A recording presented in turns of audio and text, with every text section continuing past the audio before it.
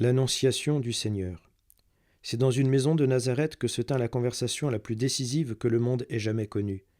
L'ange Gabriel fut envoyé par Dieu à la Vierge Marie, accordée en mariage à Joseph. L'ange lui dit « Salut, pleine de grâce, le Seigneur est avec toi ». À cette parole, Marie est bouleversée et se demande ce que signifie cette salutation. L'ange lui dit alors « Sois sans crainte, Marie, car tu as trouvé grâce auprès de Dieu. Voici que tu vas concevoir et enfanter un fils, et tu lui donneras le nom de Jésus. Il sera grand, il sera appelé Fils du Très-Haut. Le Seigneur Dieu lui donnera le trône de David son père. Il régnera pour toujours sur la maison de Jacob, et son règne n'aura pas de fin. » La révélation divine est présentée en quelques paroles profondes, pleines d'allusions aux saintes Écritures. Marie avait médité les prophètes. Elle comprend que la dignité de mère du Messie lui est offerte. Un point cependant reste obscur, que la réponse de Marie, d'un tact admirable, tente à éclaircir. Pleine de foi, elle ne réclame aucun signe, mais s'informe sur la manière dont le projet de Dieu s'accordera avec son vœu de virginité. « Comment cela va-t-il se faire, puisque je suis vierge ?» L'ange lui répondit « L'Esprit Saint viendra sur toi, et la puissance du Très-Haut te prendra sous son ombre. C'est pourquoi celui qui va naître sera saint, et il sera appelé Fils de Dieu. » L'ombre qui va couvrir Marie évoque très précisément l'ombre de la nuée qui autrefois couvrait l'arche d'alliance, et qui était le signe de la présence de Dieu. Marie est l'arche de la nouvelle alliance. L'œuvre qui va s'accomplir en Marie sera toute divine. Elle deviendra mère sans cesser d'être vierge. L'Esprit Saint lui tiendra lieu d'époux et lui communiquera cette bienheureuse fécondité sans aucun préjudice pour sa virginité. Le Père céleste étendra en Marie sa génération éternelle et produira en elle son divin Fils. En la personne du Christ, la nature divine et la nature humaine s'uniront d'une façon si étroite que l'enfant de Marie s'appellera au sens propre du mot Fils de Dieu aussi bien que Fils de l'homme. Ainsi se réalise ce qu'avait annoncé le prophète Isaïe. Le Seigneur lui-même vous donnera un signe. Voici que la Vierge concevra, elle enfantera un fils, et on l'appellera Emmanuel, c'est-à-dire Dieu avec nous. Isaïe, chapitre 7. Pourquoi le Christ a-t-il voulu naître d'une Vierge ?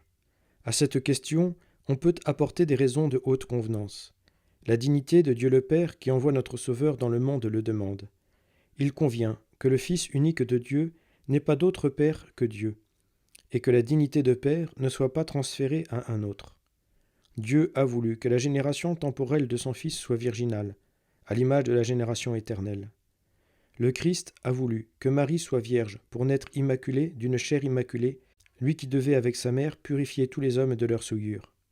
Dans le monde nouveau inauguré par le Christ, la virginité était appelée à occuper une place majeure et à se couronner de fruits exquis. Le Christ, qui attache un prix singulier à la virginité, n'a rien voulu détruire de ce privilège en sa mère. Enfin, Dieu a voulu que la femme dont il naîtrait ne contracte pas, en devenant sa mère, d'autre amour que pour lui. Enfin, Dieu a voulu que la femme dont il naîtrait ne contracte pas en devenant sa mère d'autre amour que pour lui, n'engage la totalité de sa personne qu'à lui. Il convenait en effet que soit consacré au Fils de Dieu tout ce que la maternité divine de Marie lui a permis d'engager de son cœur, de son âme et de son esprit. L'ange ayant apporté les éclaircissements à la demande de Marie, il ne manque plus maintenant que sa réponse. Dieu respecte notre liberté. Il était nécessaire que fût libre la démarche de celle qui parlait au nom de l'humanité. L'ange attend le consentement de Marie pour le salut du genre humain, comme autrefois le démon attendait le consentement d'Ève pour la déchéance de l'humanité. Marie est appelée à prendre une décision qui engage le destin de tous les humains. Tout dépend d'elle maintenant, de ce qu'elle dira, de ce qu'elle fera. Dieu attend qu'elle parle, mais laisse intacte sa liberté, sans l'agrément de laquelle rien ne saurait aboutir. Et voici que la Vierge va parler. De son cœur, la réponse monte à ses lèvres, calme, ferme, décisive, pleine de recueillement, d'humble adoration et du don ardent d'elle-même. Voici la servante du Seigneur, qu'il me soit fait selon ta parole. La très sainte Vierge unit sa volonté à la volonté divine. Avec une foi absolue, sans condition ni réserve, elle accepte de coopérer au salut du monde. Alors se réalise le mystère de l'incarnation, prélude de notre rédemption, prélude de l'ordre nouveau de la vie surnaturelle. Fiat, qu'il soit fait ainsi. À ces mots, le Fils de Dieu envahit Marie et devient son Fils. En elle, le Verbe se fait chair pour habiter parmi nous. Oui, c'est l'écho vengeur du premier nom. dit par le premier homme à la volonté de Dieu, pour se constituer son propre maître et le maître du monde. Oui, ce mot de Marie marque un terme et un commencement. C'est en elle que s'achève l'Ancien Testament, c'est en elle que s'inaugure le Nouveau Testament. Fiat, c'est le oui de l'amour filial à l'amour infini du Père qui donne son Fils unique pour le salut des hommes. Et Jésus, le Verbe incarné, entre dans le monde en déclarant à son Père « Me voici mon Dieu, je suis venu pour faire ta volonté », est-il écrit dans l'Épître aux Hébreux. L'Annonciation est ainsi la fête conjointe du Christ et de la Vierge, où l'on célèbre le fiat du Sauveur et celui de sa mère. Considérons les œuvres admirables de la sagesse divine. Les moyens dont le démon s'est servi pour notre perte, Dieu s'en est servi pour la rédemption de la faute et pour notre salut. Une femme avait commencé l'œuvre de notre perte. Dieu, pour renverser les plans de Satan, se sert de Marie pour commencer l'œuvre de notre rédemption. Un ange de ténèbres était intervenu dans notre chute. Un ange de lumière intervient dans notre salut. Satan avait voulu élever Ève à une fausse grandeur en lui faisant affecter la divinité. Vous serez comme des dieux. L'ange Gabriel établit Marie dans la véritable grandeur par une sainte communion avec Dieu. Le Seigneur est avec toi. Ève avait cru au serpent. Marie croit à l'ange. Ève, par la désobéissance, nous avait présenté le fruit de la mort. Marie, humble et soumise, nous porte Jésus, le fruit de vie. Par l'incarnation du Fils de Dieu, Marie est devenue mère de Dieu et mère des hommes.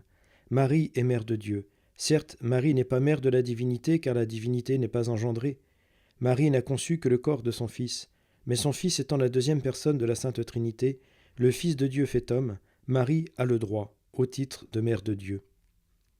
Elle est aussi notre mère, car un principe à poser, c'est que Jésus, Verbe fait chair, est en même temps le sauveur du genre humain. Or, en tant que Dieu fait homme, Jésus a un corps comme les autres hommes, mais en tant que rédempteur de notre race, Jésus a un corps spirituel ou un corps mystique, qui n'est autre que la société des chrétiens liés à lui par la foi. Jésus est le chef de l'humanité régénérée. Jésus n'est venu en fait que pour être le premier-né parmi beaucoup de frères, que pour donner, en les incorporant à sa personne, des fils à son Père céleste. Si le Christ est entré dans la vie de la Vierge Marie, c'est pour passer depuis elle dans la vie de tous les humains et se les agréger comme une humanité de surcroît pour former l'immense peuple des enfants de Dieu. Il y a dès l'incarnation solidarité entre le Christ et la race humaine.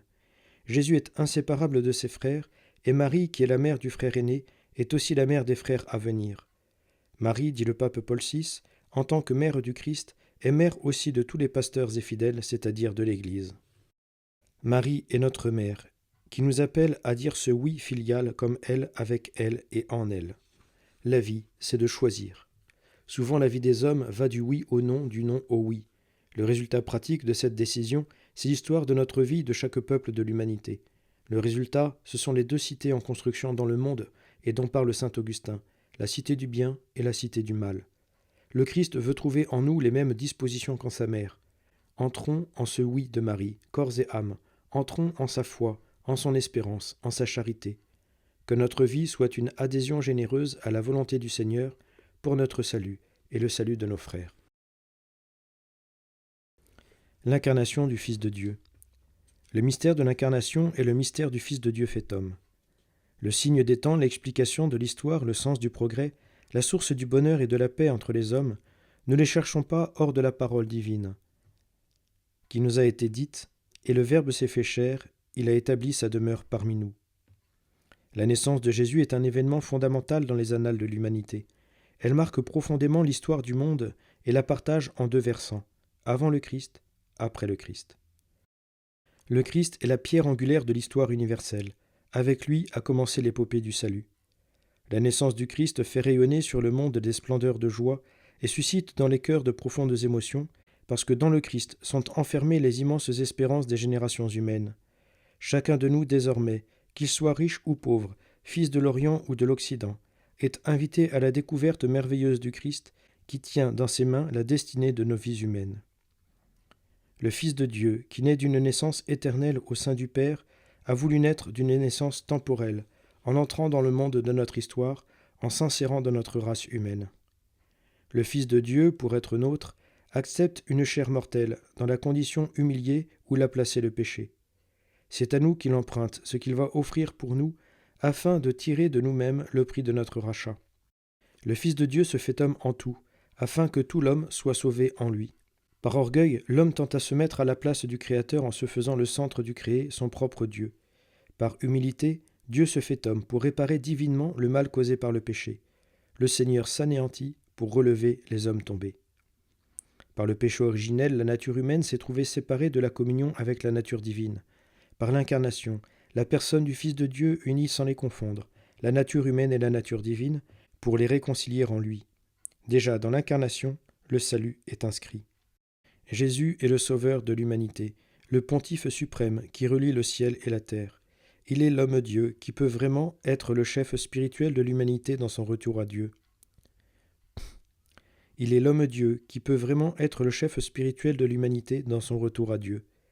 Jésus est la voie pour aller au ciel. Il est la vérité, la lumière qui illumine toute intelligence. Il est le libérateur de l'esclavage du péché et du démon, le réconciliateur avec Dieu le Père. Si tout homme est pécheur, parce qu'il a des liens avec le premier Adam, il est aussi prédestiné à la vie divine, parce qu'il est aussi de la lignée du deuxième Adam, Jésus-Christ. Ce qu'a été Adam pour l'humanité coupable, le Christ, nouvel Adam, l'est pour l'humanité régénérée. L'héritage d'Adam faisait peser sur l'humanité entière un poids de péché et de mort. Le Christ régénère la source corrompue. Il devient lui-même source d'une vie nouvelle, d'une vie divine. Dieu vient nous racheter pour nous adopter divinement. Le Fils de Dieu a pris ce qui est nôtre pour nous donner ce qui est sien. Il s'est abaissé jusqu'à nous pour nous élever jusqu'à lui. Il a voulu naître fils d'homme pour nous faire naître fils de Dieu. L'enfant de Bethléem a porté en ses petites mains nos titres de noblesse. Sa naissance à la vie humaine nous a valu notre droit de naissance à la vie divine. Tous ceux qui l'ont reçu, dit saint Jean, ceux qui croient en son nom, il leur a donné de pouvoir devenir enfants de Dieu.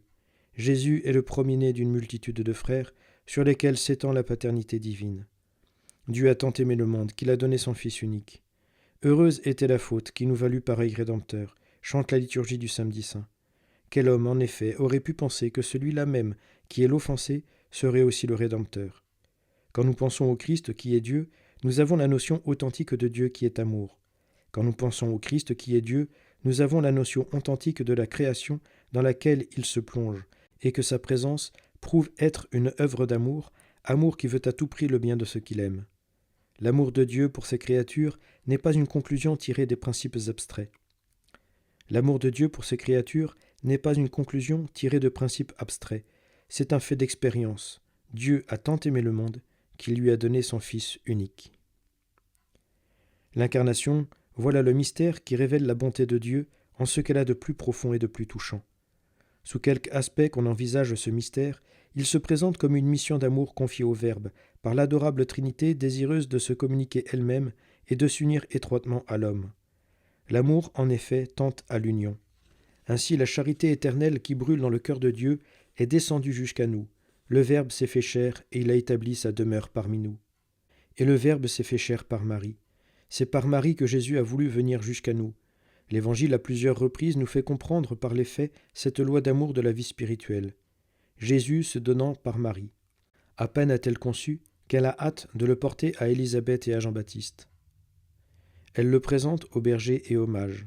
Elle le révèle à Cana. Partout, elle montre Jésus. C'est une des lois les plus constantes de la grâce. Ils virent l'enfant avec Marie, sa mère. Avec la très sainte Vierge Marie, soyons porteurs du Christ à nos frères, afin que par le Christ, avec lui et en lui, les hommes soient réunis à Dieu le Père dans un amour filial et réunis entre eux dans un amour fraternel.